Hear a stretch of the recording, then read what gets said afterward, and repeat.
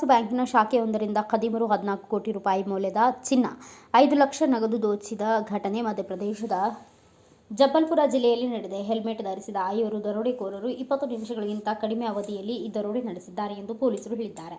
ಇನ್ನು ಕಿಟೋಲಾ ಪ್ರದೇಶದ ಶಾಖೆಗೆ ಈ ಕಳ್ಳರು ದಾಳಿ ಮಾಡಿದ ವೇಳೆ ಭದ್ರತಾ ಸಿಬ್ಬಂದಿಗೆ ಬ್ಯಾಂಕ್ನಲ್ಲಿ ಇರಲಿಲ್ಲ ಎಂದು ಹೇಳಲಾಗಿದೆ. ಜಿಲ್ಲಾ ಕೇಂದ್ರದಿಂದ ಸುಮಾರು 50 ಕಿಲೋಮೀಟರ್ ದೂರದಲ್ಲಿರುವ ಸೆಹೋರ್ ತಹಸೀಲ್ನಲ್ಲಿರುವ ಬ್ಯಾಂಕ್ನ ಶಾಖೆಯಿಂದ ದರೋಡೆಕೋರರು ಲಾಕರ್ನಲ್ಲಿ ಇರಿಸಲಾಗಿದ್ದ 14,875 ಕೆಜಿ ಚಿನ್ನ ಮತ್ತು 5 ಲಕ್ಷ ರೂಪಾಯಿ ನಗದು ದೋಚಿದ್ದಾರೆ ಎಂದು ಜಬ್ಬಲ್ಪುರ ಗ್ರಾಮೀಣ ಪ್ರದೇಶದ ಹೆಚ್ಚುವರಿ ಪೊಲೀಸ್ ಅಧೀಕ್ಷಕ ಸೂರ್ಯಕಾಂತ್ ಶರ್ಮಾ ಮಾಧ್ಯಮಕ್ಕೆ ತಿಳಿಸಿದ್ದಾರೆ.